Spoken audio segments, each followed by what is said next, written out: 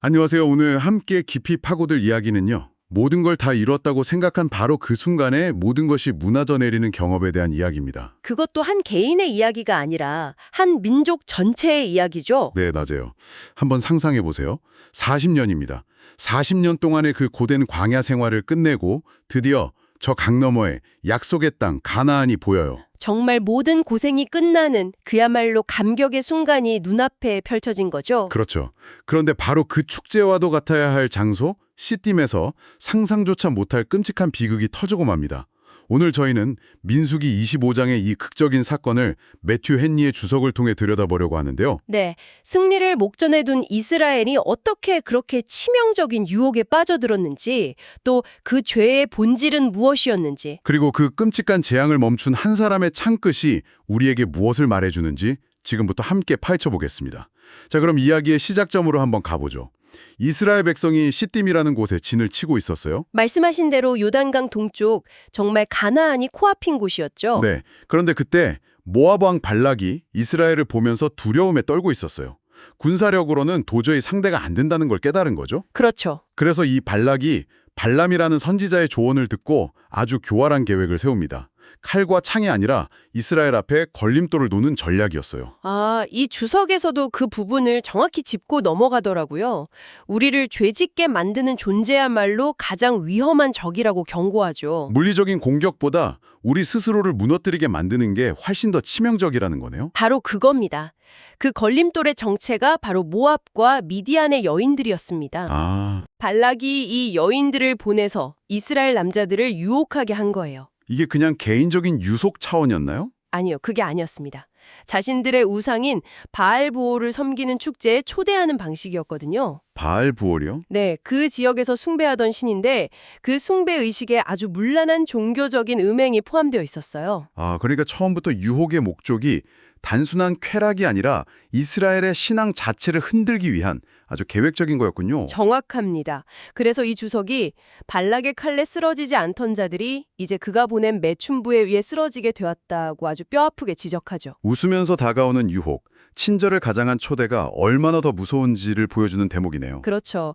결국 이스라엘 남자들이 이 유혹에 넘어가서 그 여인들과 음행을 저지르고 심지어 그들의 신에게 절까지 하게 됩니다. 이게 바로 민수기 25장 3절에 나오는 이스라엘이 바알보올에게 가담한지라 라는 구절의 의미겠네요. 육체적인 죄와 영적인 죄가 완전히 하나로 묶여 있었던 거군요. 네. 그리고 이 분석은 그 두 가지 죄의 연결고리를 아주 날카롭게 파고들어요. 음행과 우상 숭배는 거의 항상 같이 간다는 겁니다. 음행에 빠져서 양심이 무뎌지고 도덕적인 감각이 마비되면 거룩하신 하나님을 버리고 눈에 보이는 우상 앞에 무릎 꿇기가 훨씬 쉬워진다는 거죠. 아, 그렇군요. 말하자면 개인의 정숙함이라는 울타리가 무너지면 공동체의 경건이라는 기반 전체가 흔들리게 된다는 통찰입니다. 듣고 보니 정말 무서운 이야기네요. 특히 이 모든 일이 약속의 땅을 눈앞에 둔 시딤에서 일어났다는 게 너무나 충격적이에요. 맞아요. 40년의 은혜와 기적을 체험하고도 마지막 한 걸음을 남겨두고 이렇게 무너지다니요. 그러니까요. 그래서 이 죄의 결과가 발람이 그토록 퍼붓고 싶어 했던 저주보다 훨씬 더 끔찍했습니다. 하나님께서 직접 이스라엘의 대적이 되셨기 때문이죠. 그래서 그 결과로 연병이 돌기 시작한 거고요. 네, 백성들 사이에 끔찍한 연병이 순식간에 퍼져나가기 시작했습니다. 하나님의 진노가 전염병이라는 형태로 나타난 거죠. 이 재앙을 멈추기 위해서 하나님께서 모세에게 내리신 명령이 정말 상상 이상으로 단호하더라고요. 4절을 보니까 죄에 가담한 백성의 수령들을 잡아 태양을 향하여 여호와 앞에 목매어 달라고 하시잖아요. 그렇죠. 이건 그냥 몇 명을 처벌하는 수준이 아닌 거죠. 네. 이건 공동체 전체를 향한 강력한 메시지였습니다. 죄를 주도한 지도자들을 모든 사람이 보는 앞에서 대낮에 공개적으로 처형하라는 명령이었어요. 와. 이걸 통해서 죄가 얼마나 끔찍한 결과를 낳는지, 그리고 하나님의 공의가 얼마나 두려운 것인지를 모두의 뼈에 새기게 하려는 목적이었죠. 죄에 대한 어설픈 타협이 아니라 완전한 단절을 요구하신 겁니다. 정말 끔찍한 상황이네요.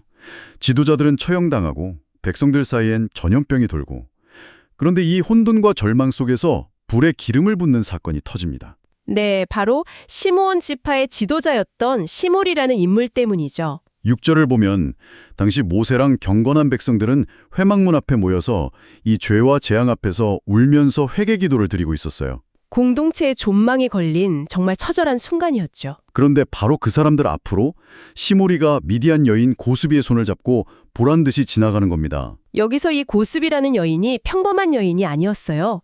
미디안의 한 부족을 다스리는 지도자였죠. 아, 정말요? 네. 그러니까 시므리는 나는 너희와 다르다. 나는 지도자급이고 내 파트너도 이 정도 되는 사람이다. 이걸 과시하면서 모두가 슬픔과 회개에 잠겨있는 그 장소를 가로질러 자기 막사로 들어간 겁니다. 와, 이건 정말 단순한 죄를 넘어서서 하나님의 권위와 공동체의 슬픔 자체를 조롱하고 짓밟는 행동이네요. 그렇죠. 모두가 두려움에 떨고 있는데 나는 이래도 괜찮아 라고 말하는 듯한데요. 맞아요. 정확합니다. 이 주석의 표현을 빌리자면 이건 부끄러워하거나 숨기려 하지 않고 오히려 자랑하는 소돔과 같은 죄였어요. 소돔과 같은 죄라. 네. 자신의 높은 지위가 하나님의 심판마저 피하게 해줄 것이라는 극도의 오만이 담긴 공공연한 반역형이었던 거죠. 그야말로 최악의 상황인데 바로 이 광경을 목격한 한 사람이 있었습니다. 네. 대제사장 아론의 손자인 비느하스였죠. 비느하스. 비느하스는 기도하며 울고 있던 무리 속에 있었습니다. 그는 시므리의 이 뻔뻔한 행동을 보고 거룩한 분노, 그러니까 의분에 사로잡힙니다. 그는 기도하던 자리에서 벌떡 일어나서 창을 손에 들고 망설임 없이 시므리의 막살에 뒤쫓아 들어갑니다. 그리고 죄를 범하고 있던 시므리와 고스비 두 사람을 그 자리에서 창으로 꿰뚫어 죽입니다. 정말 상상만 해도 끔찍하고 충격적인 장면입니다. 현대적인 시각으로 보면 명백한 사적 제재, 즉 직결 심판처럼 보일 수밖에 없는데요. 네, 그럴 수 있죠. 주석은 이 행동을 어떻게 해석하나요? 아주 중요한 질문입니다. 이 분석은 비느하스의 행동이 사적인 복수나 개인적인 분노 표출이 아니었다고 강조합니다. 오히려 공적인 의무의 수행이었다고 보죠. 공적인 의무요. 네, 그 근거는 두 가지입니다. 첫째, 비느하스는 제사장 가문 사람으로서 당시 모세가 내렸던 죄 지은 자들을 처단하라는 명령을 집행할 권한을 가진 재판관 중 한 사람이었을 가능성이 매우 높다는 겁니다. 아, 그러니까 아무 권한 없이 감정적으로 행동한 게 아니라 이미 내려진 공적 명령을 집행한 것이라는 해석이군요. 그렇습니다. 그리고 둘째는 그의 동기입니다. 동기요.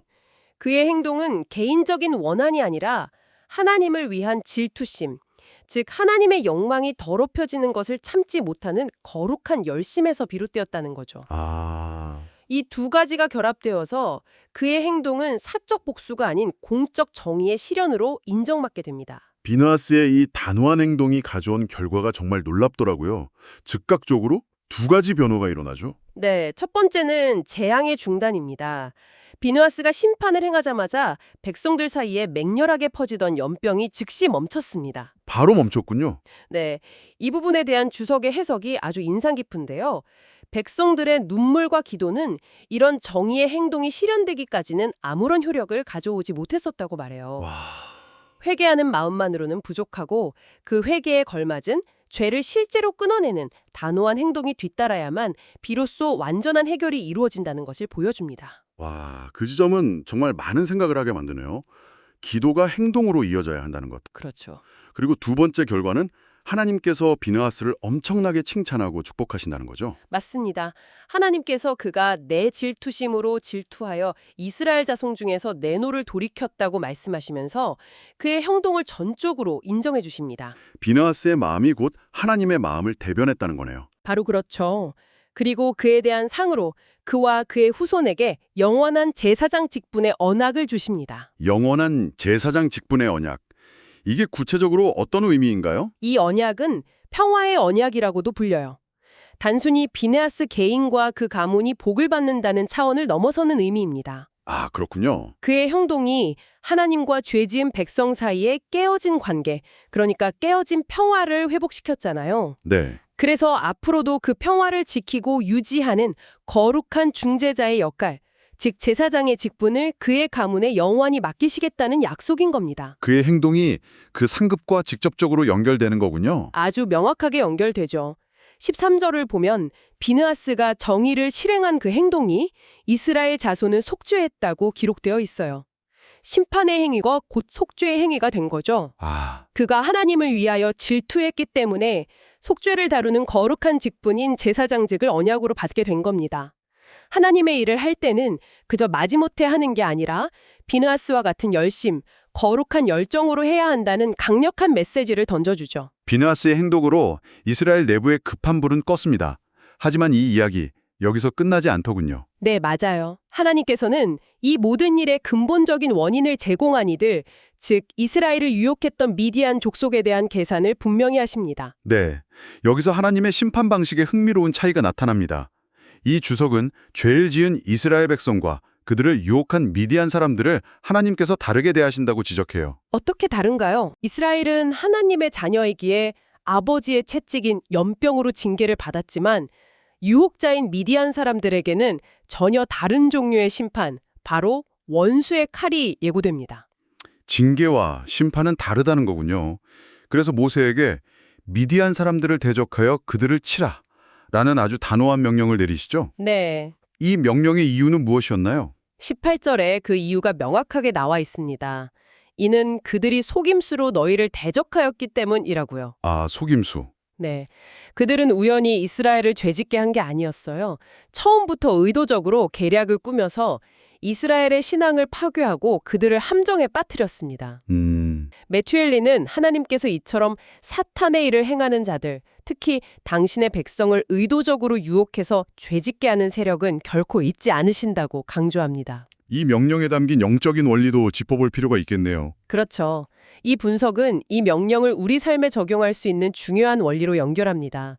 마태복음 5장에 나오는 말씀처럼 우리를 죄짓게 만드는 것이 있다면 그것이 비록 우리의 오른 눈이나 오른손처럼 소중하고 가까운 것일지라도 단호하게 끊어내야 한다는 가르침이죠. 우리를 넘어뜨리는 유혹의 근원에 대해서는 결코 타협하거나 관용을 베풀어서는 안 된다는 거군요. 네.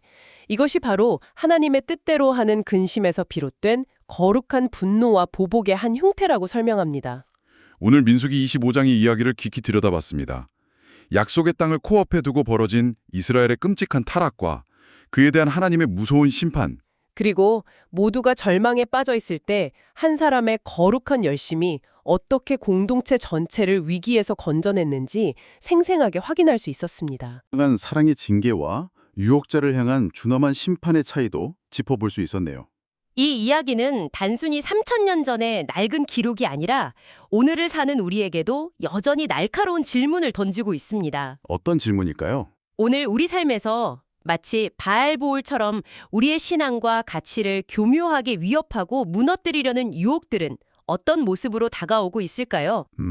밝고만 초대, 합리적인 제안, 혹은 시대의 흐름이라는 이름으로 말이죠. 네. 그리고 비느하스의 하나님을 위한 질투심에 대해서도 다시 생각해 보게 됩니다.